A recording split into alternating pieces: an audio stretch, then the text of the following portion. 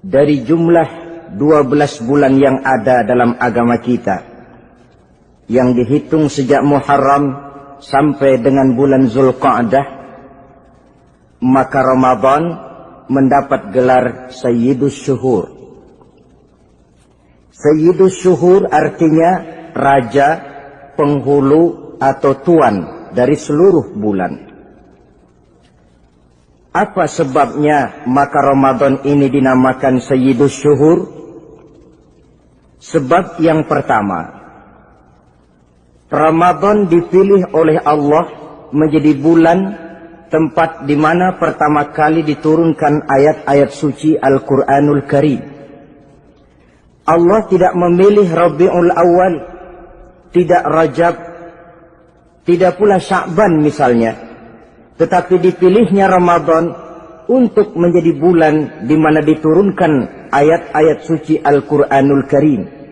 Seperti yang dijelaskan dalam surah Al-Baqarah ayat 185, A'udzu billahi minasyaitonir rajim. Syahrul Ramadan allazi unzila fihi al-Qur'an hudan lin-nasi wa bayyinatin minal huda wal furqan. Bulan Ramadan, bulan di mana diturunkan di dalamnya Al-Qur'anul Karim yang merupakan petunjuk dan jalan menuju petunjuk bagi orang-orang yang beriman. Oleh sebab itu, salah satu bentuk ibadah yang sangat dianjurkan di bulan Ramadan diantaranya ialah memperbanyak membaca ayat-ayat suci Al-Quranul Karim. Yang kedua, Ramadan disebut Sayyidus Syuhur karena di dalamnya ada satu malam yang bobotnya khairun min alfi syahr. Satu malam tetapi lebih baik daripada 1000 bulan. Itu dinamakan dengan Lailatul Qadar. 1000 bulan kira-kira 83 tahun. Nilai ibadah di malam itu lebih baik daripada nilai ibadah 83 tahun. Padahal umur orang sekarang kan jarang yang sampai 83 tahun. Bagaimana ini harus kita pahami? Ma'asyiral muslimin, sejak kita akil balik sampai kepada usia kita yang sekarang ini, kalau kita mau jujur bercermin, rasanya kita harus mengakui banyak dosa dan kesalahan yang pernah kita kerjakan. Kalau kita berbuat dosa selama 40 tahun, kemudian kita bertaubat 20 tahun lamanya, kalau menurut rumus dagang, ini kan belum tertutup. Dosa 40 tahun ditebus dengan taubat 20 tahun. Tapi haruskah dosa tidak terampuni? Allah Subhanahu wa ta'ala Maha Penyayang. Disediakannya malam-malam yang istimewa, yang punya nilai khusus. Seolah-olah Allah berkata, hai manusia, kau tidak perlu putus asa. Bagaimanapun banyak dosa kau lakukan, bagaimanapun banyak kesalahan kau kerjakan, nih, aku sediakan satu malam khairun min alfi syahrin, lebih baik daripada 1000 bulan yang disebut dengan Lailatul Qadar. Kapan sih Lailatul Qadar itu? Menurut Al-Imamul Ghazali, Lailatul Qadar itu adanya pada 10 hari yang akhir di bulan Ramadan, terutama pada malam-malam ganjil. Malam 21, 23, 25, 27, dan 29. Tapi orang yang ingin menemukan Lailatul Qadar, dia harus sudah berjaga sejak awal Ramadan. Jadi nggak boleh pakai ilmu ngincer. Tahu ilmu ngincer? Tanggal 20 Ramadan nggak terawih, 21 terawih, 22 perek lagi, 23 masuk lagi, 24 nggak ke masjid. Temennya tanya, kenapa nggak ke masjid? Ini kan bukan malam ganjil, nggak turun Lailatul Qadar. Saya kira yang kayak begini dapatnya bukan Lailatul Qadar, boleh jadi Lailatul Qadar. orang yang ingin menemukan Lailatul Qadar itu, dia harus berjaga-jaga sejak awal Ramadan. Inilah di antara tugas kita, memanfaatkan waktu-waktu yang punya nilai istimewa. Itu ada dalam agama.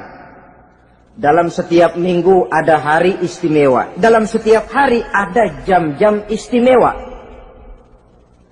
Dalam setiap tahun ada bulan istimewa. Coba, dalam setiap minggu ada hari istimewa, hari Jumat. Dalam setiap hari ada jam-jam istimewa, sepertiga malam yang terakhir. Antara jam 2 sampai menjelang fajar di kala subuh, itu saat-saat istimewa. Di samping saat istimewa, Allah pun menyediakan tempat-tempat yang istimewa. Solat di Masjidil Haram, pahalanya 100.000 kali ketimbang solat di masjid-masjid lain. Begitu di Masjid Nabawi misalnya, ini tempat yang istimewa.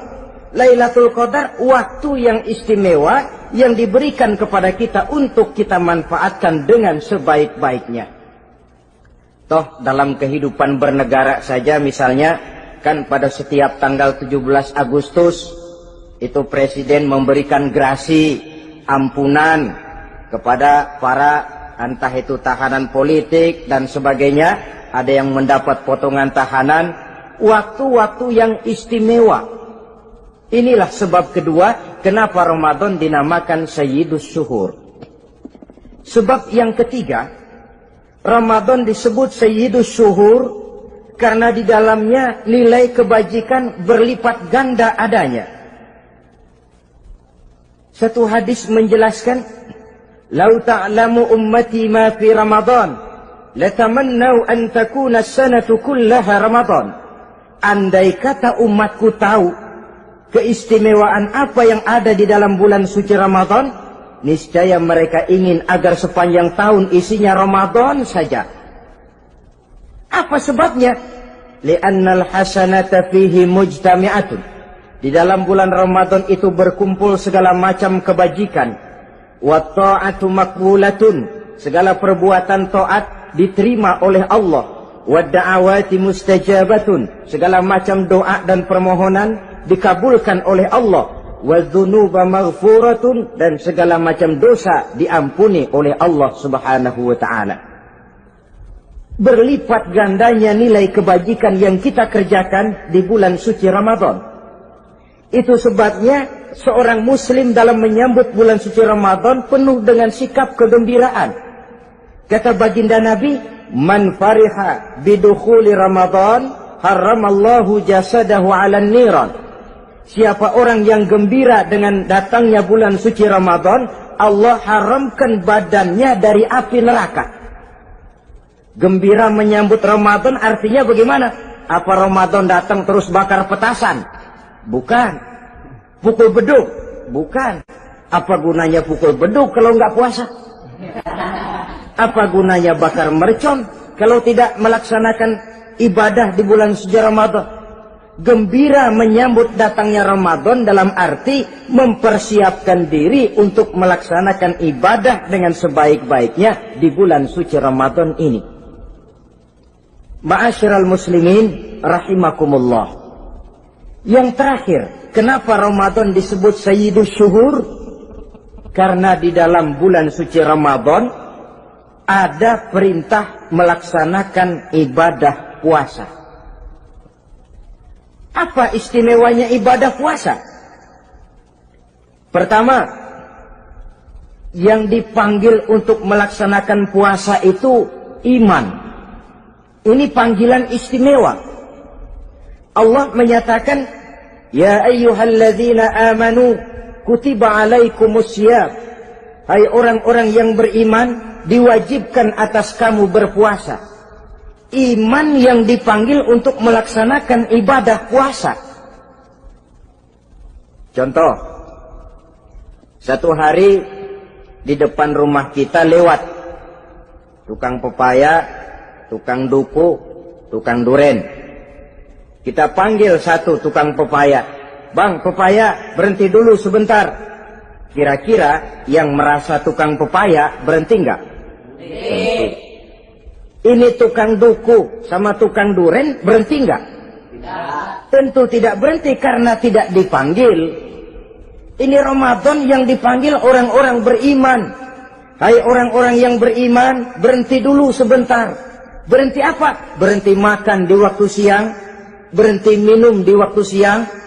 Yang merasa beriman, berhenti. Yang tidak beriman, langsung. Biar Ramadan siang-siang makan jalan terus, ngerokok, ngelepus terus. Kenapa? Tidak beriman, tidak merasa terpanggil oleh ayat tadi. Sekarang tukang pepaya lewat di depan rumah. Kita panggil, bang pepaya berhenti dulu. Dia dengar tapi nggak mau berhenti. Apa kita bilang? Kang pepaya budak. Dipanggil nggak mau berhenti. Ini ada orang ngaku beriman kepada Allah. Ramadan dipanggil disuruh berhenti makan siang, nggak berhenti juga. Mukmin budak. Disuruh berhenti minum di waktu siang, nggak berhenti juga. Mukmin budak. Ini istimewanya puasa. Panggilan difokuskan kepada iman. Hai orang-orang yang beriman. Allah tidak bilang hai orang-orang yang sudah masuk Islam. Tidak. Ya ayyuhallazina aslamu. Tidak. Ya ayyuhallazina amanu yang dipanggil. Hai orang-orang yang beriman. Nilai nurani yang paling dalam itu yang dipanggil melaksanakan ibadah puasa. Lalu orang beriman yang bagaimana yang wajib puasa? Pertama dia sudah balik. Yang kedua berakal sehat. Yang ketiga dia mampu berpuasa. Orang beriman macam ini balik, berakal sehat, mampu melaksanakan puasa. Kalau cukup syarat ini dia wajib puasa. Kurang syarat, tidak wajib puasa. Jadi kalau di bulan Ramadan ada teman kita tidak puasa, jangan heran barangkali syaratnya kurang. Cukup dalam hati saja, ini orang kurang syarat. Makanya nggak puasa. Pak, itu teman saya kok nggak puasa? Nggak puasa, nggak puasa. Dia bukan orang beriman kali ah. Orang yang tidak beriman itu tidak wajib puasa. Beriman kok Pak. Iman, tapi nggak puasa, nggak puasa. Belum balik kali ah, belum balik, cuma badan doang gede, bongsor kali itu, belum balik. Sudah kok Pak, sudah balik, sudah. Tapi nggak puasa, enggak. Gila kali dia ah, gila kali sebab orang yang tidak berakal itu tidak wajib puasa.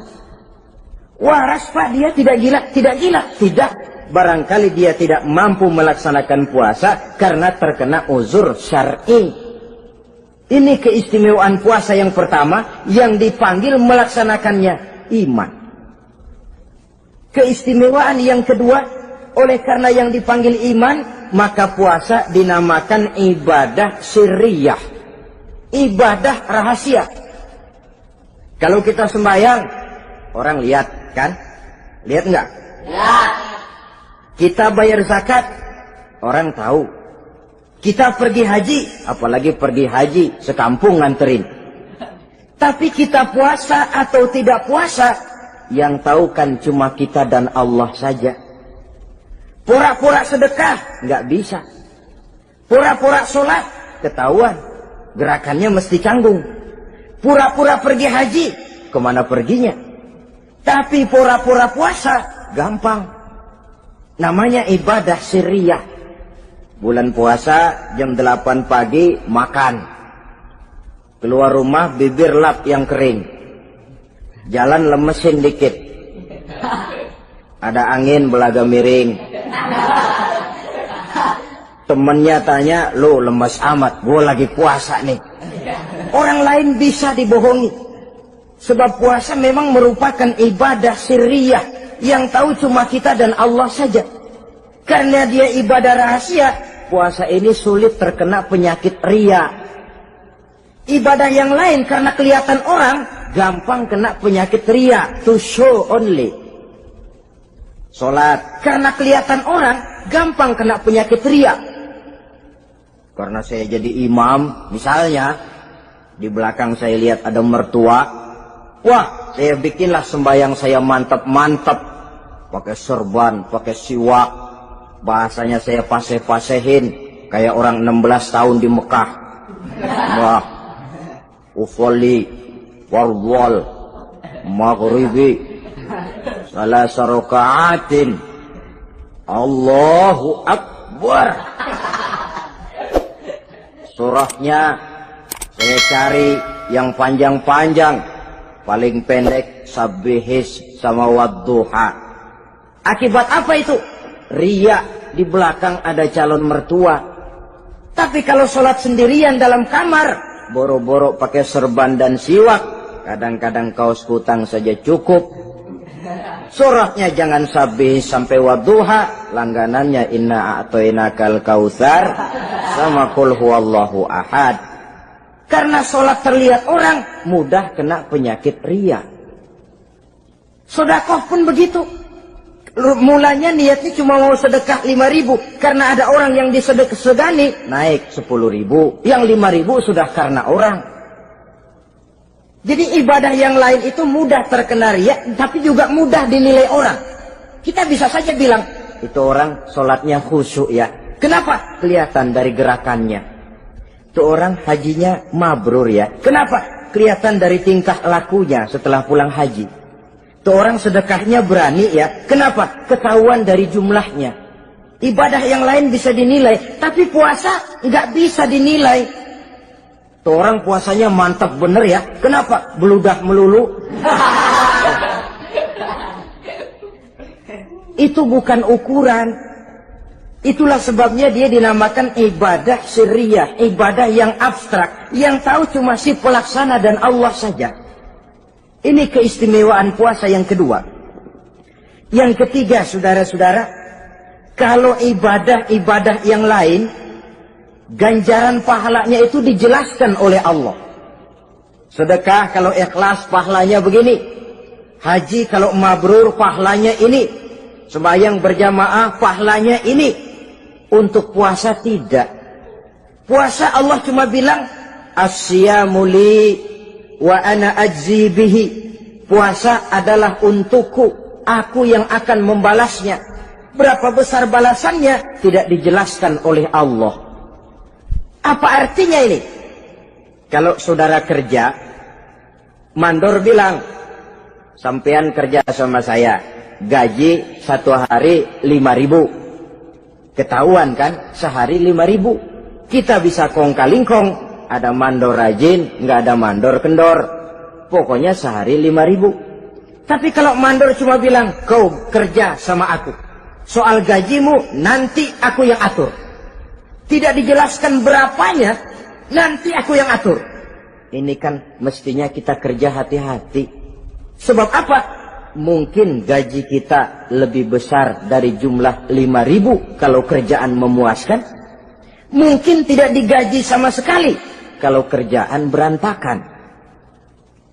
Tidak dijelaskannya pahala puasa menjadi sugesti bagi kita untuk melaksanakan ibadah ini dengan sebaik-baiknya. Mungkin gaji sangat besar, mungkin tidak digaji sama sekali.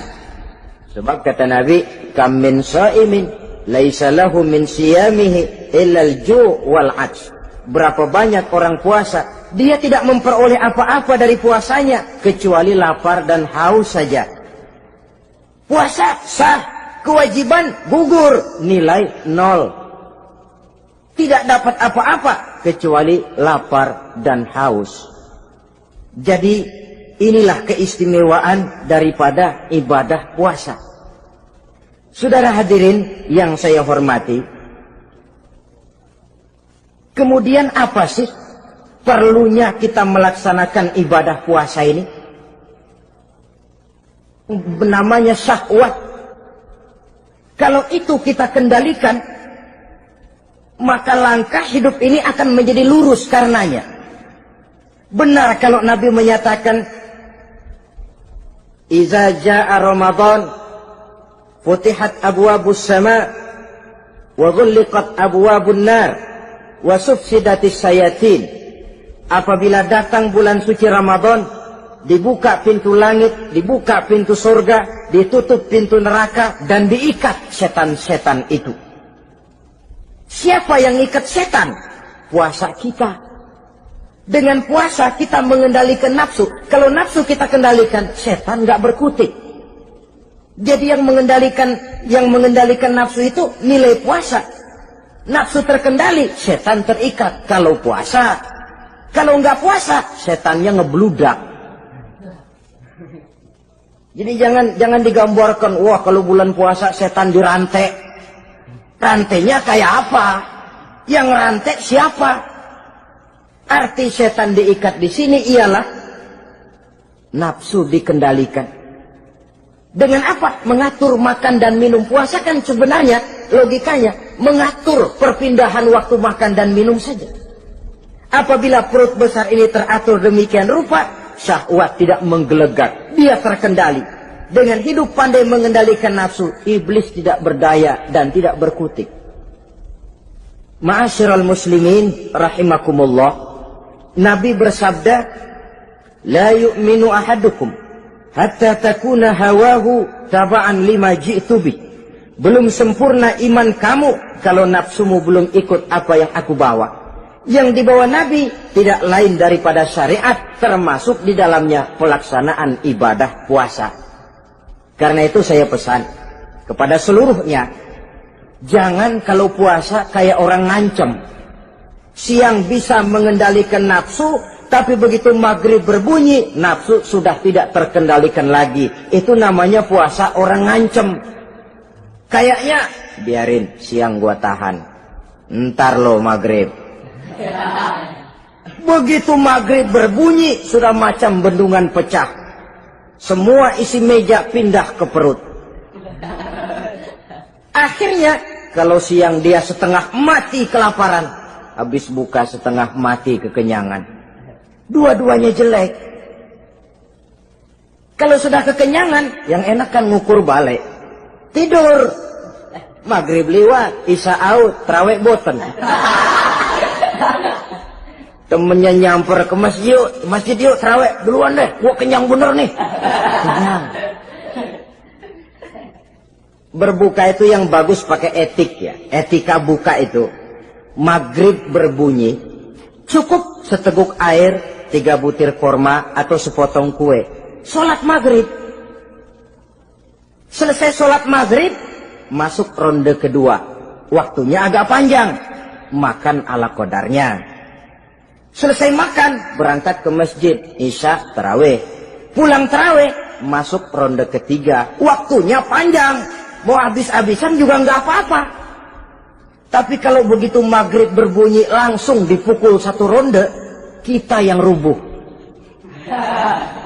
Kekenyangan. Waktu siang dia sanggup mengendalikan nafsu. Tapi begitu maghrib berbunyi, nafsu sudah tidak terkendali lagi. Asar pengaruh puasa tidak akan membekas dalam jiwanya. Siang jelas puasa, nggak boleh ngerokok. Begitu maghrib sampai imsak kayak lokomotif. Kelebul, nggak berhenti-berhenti. Tidak lagi sanggup mengendalikan diri. Mumpung boleh, katanya. Sampai pernah kejadian ada orang bangun sahur kesiangan. Bingung dia, waktunya tinggal dikit. Mau sahur dulu, nggak keburu ngerokok. Mau ngerokok dulu, takut nggak keburu sahur. Akhirnya bareng. Sebelah nyuap nasi, sebelah ngerokok. Itu macam mana rasanya kalau sudah kayak begitu? Padahal pengaruh daripada melaksanakan puasa akan terlihat dari sejauh mana seseorang dalam hidup mampu mengendalikan nafsu. Bukan pada waktu memang dilarang, tapi pada waktu diizinkan. Di situ yang paling kelihatan.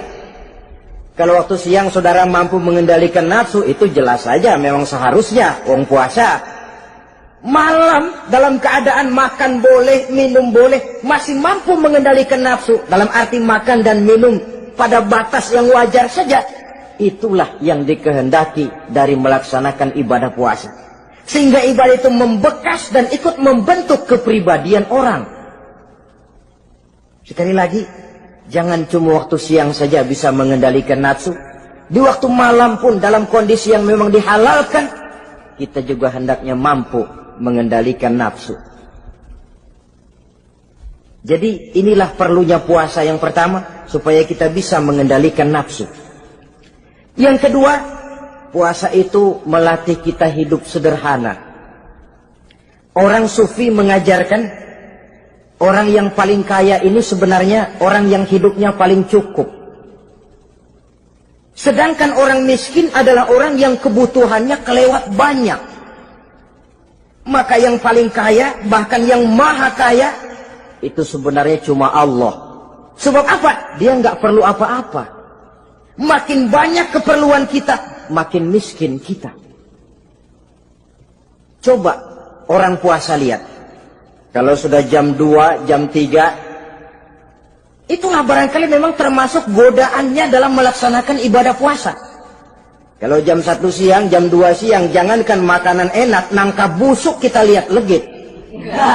Barangkali cobaan di dalam melaksanakan ibadah puasa. Tapi kalau sudah maghrib berbunyi, berbuka kita kena seteguk air, sepotong roti, 3 butir korma, kenyang rasanya. Kemana keinginan yang tadi begitu menggebu-gebu? Oh, bisikan nafsu rupanya itu. Makin dalam kita merenung, makin sampai kita kepada bentuk kesederhanaan di dalam hidup ini. Puasa membentuk pribadi seorang muslim untuk jauh daripada sifat tamak bin rakus alias serakah. Tamak itu berasal dari kalimat toma dalam bahasa Arab yang sifatnya sudah terukir dari hurufnya. Huruf to, tengahnya bolong. Huruf mim, tengahnya bolong. Huruf ain, mulutnya mangap, perutnya gede. Jadi orang tamak macam itulah. Apapun yang diberikan Allah tidak pernah ada cukupnya dan tidak pernah ada syukurnya. Sehingga Nabi menjelaskan, lau anna libni Adam wadiyani min zahabin labtagha lahuma thalisan wala yamla'u jawfa ibna Adam illa turab. Andai kata manusia mempunyai 2 buah ladang yang seluruhnya emas, tidak usah kepalang tanggung, ladang emas, 2 ladang semuanya ladang emas, dia tidak akan puas, dia akan mencari lagi ladang yang ketiga. Wala yamla'u jawfa ibna Adam illa turab. Mulut manusia ini memang tidak akan pernah penuh kecuali kalau sudah diisi dengan tanah. Kapan diisi dengan tanah? Kalau sudah menghadap ke arah kiblat di liang lahat, nah itu baru mulut udah nggak ngerawil, diam, tenang, kalem, diisi dengan tanah. Dengan demikian kita lihat bahwa puasa makin kita hayati, makin dekat kita kepada kesederhanaan di dalam kehidupan ini. Islam tidak melarang orang untuk kaya, untuk punya harta. Yang dilarang ialah sifat rakus, serakah, dan tamak. Karena ini akan membuat orang melakukan segala macam cara, ingkar kepada nikmat Allah, tidak pandai bersyukur, pandangan matanya selalu diarahkan ke atas. Dikala hidupnya sudah serba cukup, dia masih merasa kurang. Sebab itu dia selalu kurang. Dia sudah kaya tapi masih merasa miskin saja, maka hidupnya pun miskin terus. Saudara-saudara ma'asyiral muslimin, ini hikmah yang kedua kenapa kita perlu puasa. Yang ketiga, puasa itu melatih kita cinta kepada fakir miskin, orang-orang yang tidak mampu, yang memerlukan pertolongan. Bagaimana caranya? Dunia pendidikan berkata bahwa pendidikan akan lebih berhasil kalau bersifat audio visual. Mengajar anak berenang, bawa ke kolam. Mengajar anak naik sepeda, berikan sepedanya. Mengajar orang cinta fakir miskin, rasakan apa yang dirasakan oleh fakir miskin. Apa itu? Lapar, haus. Kan nggak bisa ngajarin anak berenang teori saja. Ke kolam nggak pernah. Teori hafal luar kepala. Gaya dada begini, gaya 200 meter begini, gaya kupu-kupu begini, gaya bebas begini. Teori hafal, ke kolam nggak pernah. Sekali terjun, gaya batu. Sudah nggak timbul-timbul lagi. Nggak bisa ngajar anak naik sepeda cuma teori saja. Sepedanya tidak pernah diberikan. Hafal teori, bab 1 pegang stang. Bab 2, dorong. Bab 3, kaki kanan naik pedal kanan. Bab 4, genjot. Hafal teori, megang sepeda nggak pernah. Begitu dikasih sepeda, dia naik, habis tukang bakso. Pun mendidik orang cinta kepada fakir miskin tidak bisa cuma lewat seminar, kongres, penataran, indoktrinasi. Diadakan simposium, seminar, diskusi supaya orang cinta kepada fakir miskin, tapi yang bicara orang kenyang semua. Bagaimana hati ini mau peka? Islam itu nggak usah banyak teori lah. Rasakan saja lapar, haus, enak nggak? Kalau kau tahu lapar dan haus tidak enak, kau lapar haus cuma sebentar. Habis maghrib, laparmu hilang, hausmu hilang. Bagaimana saudara-saudaramu muslimin yang terkapar di kolong-kolong jembatan? Yatim piatu yang hidup terlunta-lunta. Perempuan-perempuan tua hidup miskin, anak pun banyak perlu uluran tangan. Lapangan kerja sulit, persaingan hidup makin tajam. Meringkuk mereka di sudut-sudut kehidupan. Beratap langit, beralas bumi, tanpa tahu kapan hidup dan nasibnya akan berubah. Di situ pekaklah hati untuk hidup tidak cuma buat kepentingan diri dan perut sendiri saja, tapi mampu memberikan pertolongan sesuai dengan kemampuan kepada mereka yang memang memerlukan. Sebuah hadis menyatakan, irhamu ahlal ardi yarhamkum man fis sama. Sayangilah apa yang ada di permukaan bumi, nanti yang di langit akan sayang kepadamu. Si kaya sayang kepada yang miskin lalu menolongnya. Yang alim sayang kepada yang awam lalu membimbingnya. Yang pemimpin sayang kepada rakyat lalu melindunginya. Yang di langit akan sayang kepada kita, akan turun rahmah berlimpah, akan tercipta keberkahan dan ketenangan dalam hidup.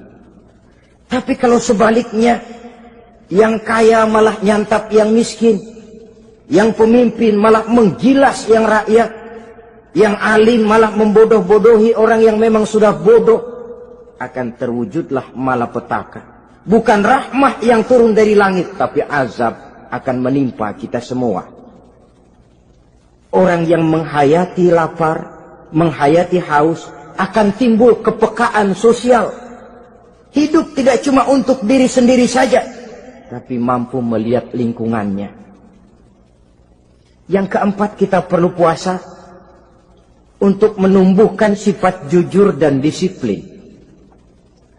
Coba lihat, kalau tengah hari bulan puasa, andai kata saudara masuk ke dalam kamar seorang diri, saudara kunci dari luar, lalu saudara makan, tidak seorang pun tahu.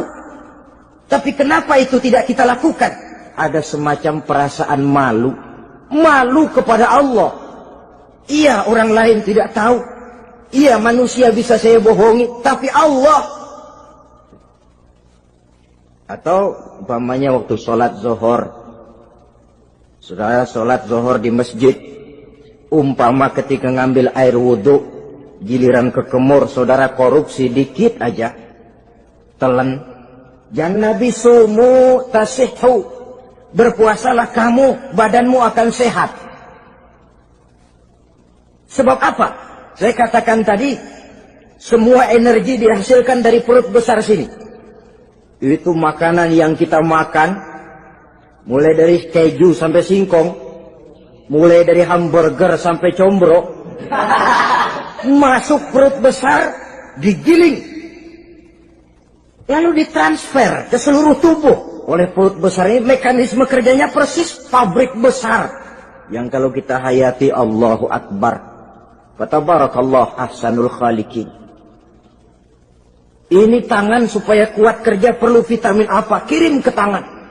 Mata supaya awas perlu vitamin apa? Kirim ke mata. Bibir supaya nggak pecah perlu vitamin apa? Kirim ke bibir. Oleh perut besar ditransfer ke seluruh tubuh. Sisanya yang nggak perlu keluar jalan belakang. Kalau perut besar ini terus-menerus bekerja, ibarat mesin diforsir, dia akan cepat rusak. Maka datang bulan Ramadan, perut besar itu jangan terlalu diporsir. Diberikan tenggang waktu istirahat. Sehingga Nabi memberikan jaminan sumu tasihhu, berpuasalah kamu, pasti kamu akan sehat. Buktinya orang mati kelaparan banyak, tapi yang mati karena puasa, kalau puasanya betul, nggak ada. Maka Islam itu agama yang sesuai dengan fitrah ya. Buktinya apa? Puasa wisol itu bukan saja tidak boleh, tapi haram. Puasa wisol artinya puasa nyambung. Dari pagi sampai maghrib, sampai malam, sampai besok pagi lagi terus-terusan puasa, haram. Karena itu bertentangan dengan fitrah. Islam tidak cukup dari waktu imsak sampai datang waktu maghrib. Kenapa? Menurut perhitungan itu sesuai dengan daya kemampuan maksimal manusia. Sudah diukur itu. Allah yang bikin manusia kok. Jadi kalau Allah perintah puasa, itu sudah dalam kemampuan daya tampung dari kapasitas yang dimiliki manusia. Orang mati kelaparan banyak, yang mati karena puasa nggak ada. Belum pernah saya dengar ada warta berita, sari berita-berita penting dalam sejarah ini, gara-gara bulan puasa orang Islam pada mati. Nggak ada. Yang mati kelaparan banyak, tapi yang mati karena puasa tidak ada. Nabi menjamin sumu tasihhu, berpuasalah kamu, pasti badanmu akan sehat. Ma'asyiral muslimin, kalau sudah tahu kita apa perlunya kita berpuasa, pembicaraan akan saya lanjutkan bagaimana seharusnya kita puasa. Puasa yang ideal itu yang bagaimana? Al-Imamul Ghazali menjelaskan, orang yang puasa itu ada 3 macam. Pertama, saumul awam, puasanya orang kebanyakan. Orang macam ini merasa sudah puasa asal tidak makan, tidak minum, puasa sudah. Pokoknya tidak makan, tidak minum, itulah puasa. Ini puasanya orang awam. Matanya tidak pernah puasa, kupingnya tidak puasa, kakinya tidak puasa, tangannya tidak puasa. Ini puasa orang awam, kebanyakan. Hasilnya tidak mustahil seperti yang dikatakan Nabi tadi. Berapa banyak orang puasa tidak mendapat apa-apa dari puasanya kecuali lapar dan haus. Puasa sah, kewajiban gugur, nilai 0. Kan rugi ibadah semacam itu. Sebab jangan lupa, yang membatalkan itu kan 2. Ada yang membatalkan pahala puasa, ada yang membatalkan puasa. Bedanya apa? Kalau puasa batal, pahala jelas batal. Tapi kalau pahala yang batal, puasanya mungkin sah. Kewajibannya gugur, tapi pahala tidak ada. Kalau yang membatalkan puasa sih umumnya kita bisa jaga itu. Sebab apa? Masalahnya konkret, kelihatan. Apa yang membatalkan puasa? Misalnya makan dan minum yang disengaja walaupun sedikit, batal. Sedikit tapi sengaja tidak mengenyangkan, batal. Mamanya pentol korek yang kecil itu, sengaja telan waktu puasa, batal. Kan sedikit pak, nggak kenyang kok. Sengaja. Sengaja itu yang bikin batal. Tapi kalau tidak sengaja seperti lupa, itu tidak batal. Misalnya hari pertama puasa, di sembahyang subuh tidur, bangun jam 8, lupa kebiasaan, langsung aja nyerbu ke dapur. Dapat sepiring setengah, ingat. Astagfirullah, lagi puasa, betul. Setelah ingat bagaimana? Yang masih ada di mulut keluarkan, berkemur, lanjutkan puasanya, sah.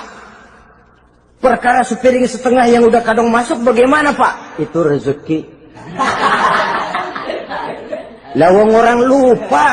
Lupa itu kan jenis yang ma'fu anhu, jenis yang dimaafkan. Makan dan minum yang disengaja walaupun sedikit, batal. Batal puasanya. Apalagi muntah yang disengaja, batal puasa. Ukuran sengaja kan kita tahu. Apalagi hilang akal, seperti gila atau pingsan, batal puasa. Apalagi hubungan suami istri di waktu siang secara sengaja, batal. Kalau sengaja, Kalau nggak sengaja, enggak. Namanya nggak sengaja. Umpamanya, saya nggak sengaja Pak, tahu-tahu udah nyampe situ, gimana? Yang nggak batal, cuma begitu ingat, buru-buru selesai mandi, lanjutkan puasanya, sah. Jangan begitu ingat sih, ingat Pak puasa, cuman tanggung. Nah, ini tanggung ini yang bikin jadi batal. Dan jangan lupa, orang yang membatalkan puasa karena hubungan suami istri, dendanya paling berat. Seorang sahabat pernah lapor, halaktu ya Rasulullah. Ya Rasul, celaka saya. Ma ahlakaka, apa yang bikin kamu celaka? Saya lagi puasa Ramadan ya Rasulullah, saya nggak tahan. Lalu saya nyelonong sama istri saya. Pengantin baru ini rupanya. Nyelonong bagaimana? Ya nyelonong.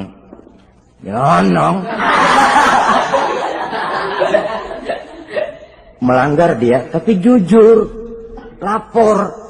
Kata Rasul, ya sudah, bayar dendanya. Dendanya apa ya Rasulullah? Bebaskan budak. Aduh, saya nggak punya budak ya Rasulullah. Tidak punya? Tidak punya. Puasa 2 bulan berturut-turut. Tidak boleh diselang-seling. Syahraini mutatabi'aini. 2 bulan berturut-turut. Tidak boleh diselang-seling. Gimana? Sanggup puasa 2 bulan berturut-turut? Enggak kuat ya Rasulullah. Enggak kuat? Enggak kuat. Ramadan yang sebulan aja saya nyelonong. Apalagi 2 bulan. Kalau kau tidak kuat juga, beri makan 60 fakir miskin. 1 orang 1 mod. Ya Rasulullah. Apalagi? Jangan memberi makan 60 fakir miskin. Kalau istri saya di rumah sehari masak, 3 hari libur. Saya orang susah ya Rasulullah. Saya pikir lagian ya orang kebangetan juga. Udah melarat sama larangan berani. Rasul masuk ke dalam kamar, keluar kembali bawa sekeranjang kecil kurma. Kalau kau tidak punya apa-apa, bawa pulang ini. Sedekahkan kepada orang-orang miskin di kampungmu sebagai pembayar dendamu. Ya Rasulullah. Apalagi? Di kampung saya itu yang paling miskin saya. Waduh, rusak bener ini orang. Apa marah Rasul? Beliau malah senyum. Ya sudah, kalau memang yang paling miskin kamu, bawa pulang saja itu kurma, beri makan anak istrimu di rumah. Orang ini udah melanggar larangan, dapat kurma lagi. Yang kedua, watak hukum Islam itu elastis, fleksibel, tidak kaku. Tidak kalau sudah begitu ya mesti begitu, itu tidak. Yang sering kaku kan kitanya umat Islam di dalam memahami Islam. Saudara hadirin yang saya hormati, yang tidak boleh itu pun di waktu siang.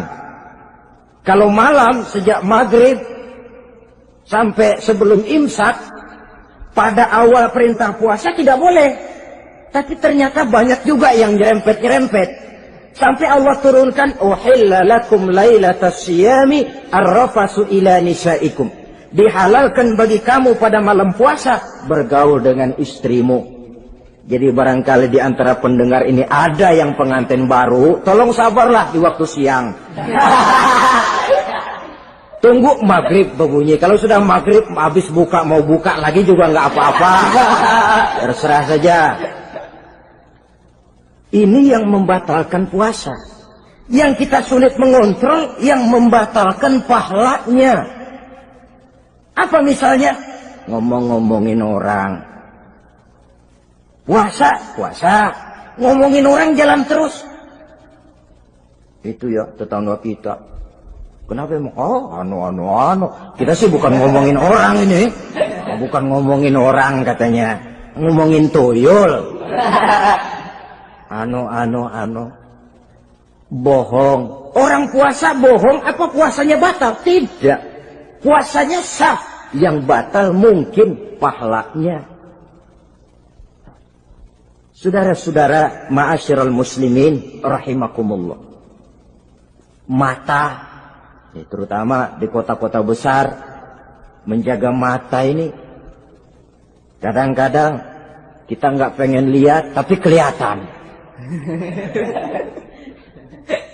Sebab itu memang yang tidak boleh ngeliatin. Kalau kelihatan, lain. Kelihatan itu kan rezeki.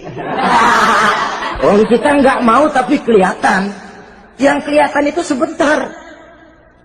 Kata Imam Ali, nazaratul ula laka wasaniyatu alaika. Pandangan pertama untukmu, yang kedua atasmu. Jadi begitu kelihatan, ya sudah. Jangan kelihatan tapi manteng aja nggak mau. Jadi mantengnya ini yang jadi urusan. Saudara hadirin yang saya hormati, dengan kata lain, berusahalah kita untuk puasa zahir batin. Itu yang pertama tadi. Puasa tingkatnya orang saumul awam disebut. Tingkat yang kedua, saumul khawas. Puasanya orang khusus. Bagaimana ini? Di samping tidak makan dan tidak minum, panca inderanya sudah ikut puasa. Matanya puasa, kupingnya puasa. Asal ada diajak ngomong-ngomongin orang, maaf ya, kuping saya lagi puasa. Kakinya puasa, diajak jalan ke tempat yang tidak baik, dia bilang maaf saja, kaki saya lagi puasa. Diajak nyolong, maaf, tangan saya lagi puasa.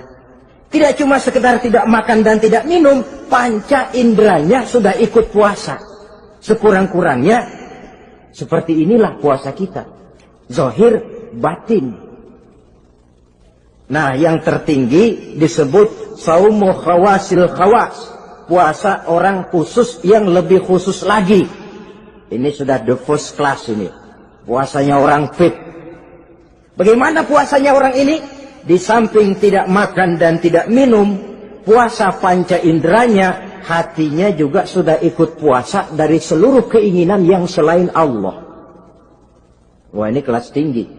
Orang yang puasa macam ini, andai kata jam 3 sore dia berpikir, ntar sore buka pakai apa ya? Dia menganggap batal pahalanya. Kenapa? Masih mikirin makanan. Kalau kita kan bukan cuma mikirin, ngancam. Waduh, jam 5 di meja udah berderek es kopior, kelapa muda, cendol. Apa yang mau diminum lebih dulu? Tingkat yang tertinggi ini, hatinya juga puasa dari semua keinginan yang selain Allah. Idealnya, sekurang-kurangnya kita puasa zahir batin. Zahirnya menahan diri dari yang membatalkan puasa, batinnya mencegah diri dari yang membatalkan pahala puasa kita itu. Ma'asyiral muslimin rahimakumullah. Terakhir, Rasulullah sallallahu alaihi wasallam membagi bulan Ramadan itu menjadi 3 bagian. Sepertiga yang pertama, tanggal 1 sampai 10 Ramadan, masa turunnya rahmah. Turunnya kasih sayang Allah. Kalau istilah sepak bola,